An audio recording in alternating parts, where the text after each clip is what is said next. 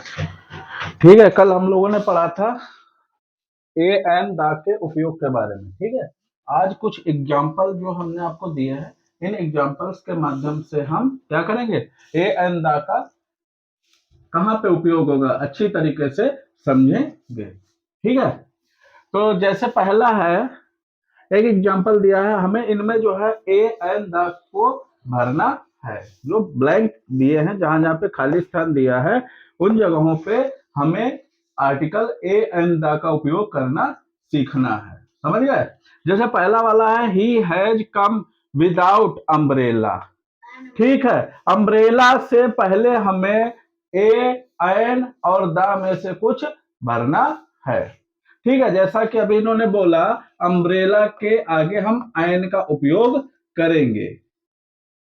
अच्छा, एन का उपयोग हमने क्यों किया? क्योंकि अम्ब्रेला, अगर इसको हिंदी में देखेंगे तो होगा अम्ब्रेला, इसको बोलते हैं अम्ब्रेला। और हमने कल बताया था अम्ब्रेला में आ क्या है? स्वर है। जब स्वर से शुरुआत होती है किसी नाउन की, तो उसके आगे एन का उपयोग किया जाता है। ठीक है, इसीलिए अम्ब्रेला के आगे हम एन का उपयोग करेंगे। ठीक है, समझ में आया? अगला देखो, दूसरा है गंगा। पहले ब्लैंक जो है दिया है, यहाँ पे ब्लैंक यानी खाली स्थान, फिर दिया है गंगा इज, और फिर ब्लैंक दिया है सेक्रेड रिवर। सेक्रेड मीन्स होता पवित्र। ठीक है, तो इसमें हम गंगा से पहले किसका उपयोग करेंगे? दा का। बिल्कुल सही, क्योंकि हमने कल बताया था गंगा क्या है? गंगा किसी नदी का नाम है। और हमने बताया था कि जब किसी नदी का नाम आए, विशेष स्थितियों में हम दा का उपयोग करते हैं। किसी नदी का नाम आता है तो उसके आगे हम दा का उपयोग करते हैं। तो यहाँ पे हमने लगा दिया दा। Is sacred river. Sacred means पवित्र, ये भी एक नाउन है, और इसकी शुरुआत होती है एस यानी सेक्रेड यानी सा से होती है। सा है व्यंजन। क्या है? व्यंजन। और व्यंजन के साथ हम लगाते हैं ए, यानी the Ganga is a sacred river. ठीक है, समझ में आ रहा है? अगला देखिए, फ्रेंच। पहले खाली स्थान दिया है फ्रेंच, डिफीटेड, और फिर खाली स्थान दिया है जर्मन्स। अच्छा, एक बात बताओ, फ्रेंच क्या है? फ्रेंच एक भाषा होती है, और एक फ्रेंच होता है फ्रांस के निवासियों को कहा जाता है। सेम जर्मन एक, देखो इसका समझेंगे, फ्रेंच डिफीटेड जर्मन, यानी जाहिर सी बात, भाषा तो हराएगी नहीं, डिफीट मीन्स हराना होता है, भाषा तो हराएगी नहीं, यानी फ्रांस के निवासी ही हराएंगे उन्हें। तो हमने बोला था जब किसी देश के निवासियों की बात हो तो वहां पे हम दा का उपयोग करेंगे।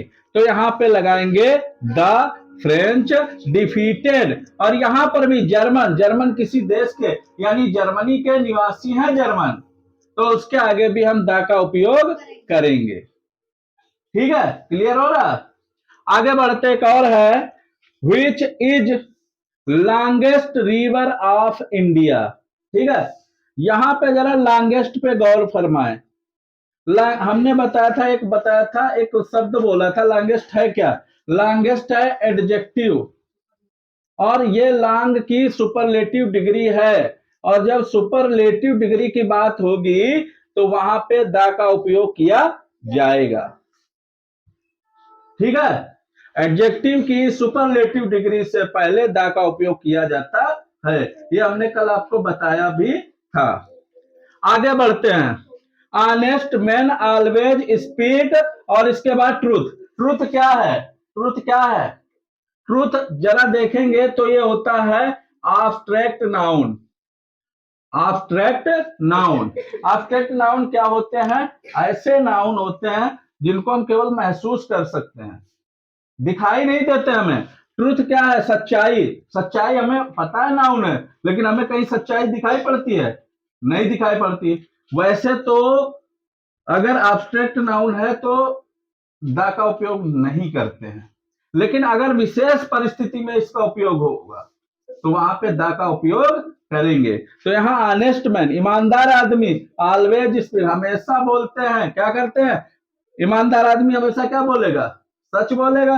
विशेष स्थिति बन गई तो यहाँ पे दा का उपयोग करेंगे। अगला बढ़ते हैं, रुस्तम वाज खालिस्तान, उसके बाद यंग पारसी। ठीक है, तो यंग तो एडजेक्टिव है,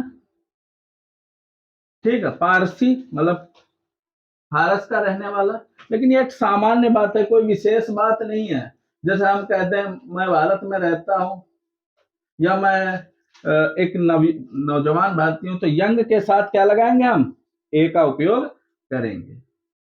रुस्तम बाज ए यंग पारसी। ठीक, पारसी मतलब फारस का रहने वाला नहीं है, पारसी का मतलब होता है एक धर्म होता है पारसी। ठीक है, जैसे सिख धर्म होता है उसी प्रकार होता है। तो एक मतलब जैसे हम बोल रहे हैं कि अभी हमने बोल दिया पारसी फारस के बारे में, जो कि गलत है। फारस नहीं है वो, फारसी वाला नहीं, पारस है। पारसी, पारसी एक समुदाय है। ठीक, तो एक जैसे हम बोल रहे हैं कि मोहन वाज हिंदू या यंग हिंदू, तो उसके आगे क्या लिखाएंगे, आगे देखो, अच्छा आगे उसकी बात छोड़ दे, आगे सी रिटर्न आफ्टर, ये क्या है, आवर, इसको बोलते हैं आवर। आ से है, स्वर है, तो इसके आगे हम क्या लगा देंगे, आयन आवर। इसके बाद देखो सन, एक बताया था हमने, क्या बताया था, प्लेनेट वाली बात बोली थी, ग्रह उपग्रह जो अंतरिक्ष में। इसके अलावा एक चीज और बोली थी, जो दुनिया में यूनिक चीजें होती है, यानी इनके अलावा दुनिया में मतलब कोई दूसरी चीज है नहीं, सूरज अकेले ही है, इसके अलावा कहीं दूसरा सूरज देखा है, नहीं देखा है, तो यहाँ पे दा लगाते हैं। जब यूनिक चीज होती है तो उनके आगे दा का उपयोग करते हैं। आगे, Allahabad is holy city, Allahabad एक पवित्र शहर है, क्या लगाएंगे इसके आगे, कोई बताएगा, ए लगाएंगे, क्या लगाएंगे, ए। आगे बढ़े, संस्कृत इज इजी, इसको क्या बोलेंगे, इजी, ई क्या है, स्वर है, तो यहाँ पे एन का उपयोग करेंगे। समझ में आया, कोई दिक्कत तो नहीं, ठीक है। चलिए इनको जो है थोड़ा सा,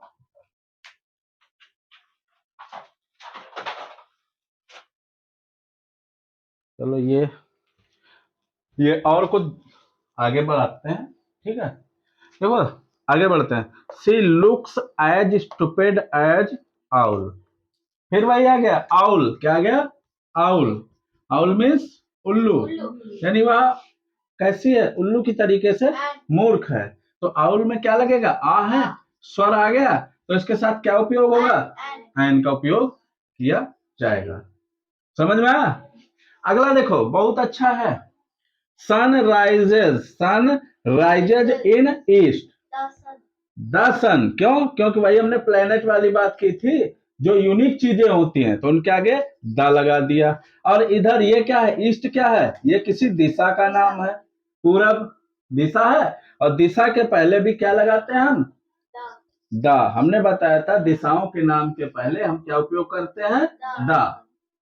इसका आगे देखो, यू आर फूल टू से, क्या भरेंगे, आ भरेंगे। वेरी गुड, सीख रहे हो धीरे धीरे। आगे देखते हैं, get me kilo of rice from nearest grocer, तो यहाँ पे भरेंगे, किलो है तो ए भरेंगे, लेकिन यहाँ पे जाएंगे तो ये है एडजेक्टिव की सुपरलेटिव डिग्री, तो यहाँ पे भरेंगे द, क्या भरेंगे, द। नियरेस्ट क्या है, एडजेक्टिव की सुपरलेटिव डिग्री, तो इससे पहले भरेंगे हम द। आगे, Kashmir is Switzerland of India, Kashmir Bharat का स्विट्जरलैंड है, यानी इसकी एक बढ़ा चढ़ा के तुलना की गई, एक विशेष सेंटेंस है, तो यहाँ पे द का उपयोग करेंगे। ठीक, समझ में आ रहा है।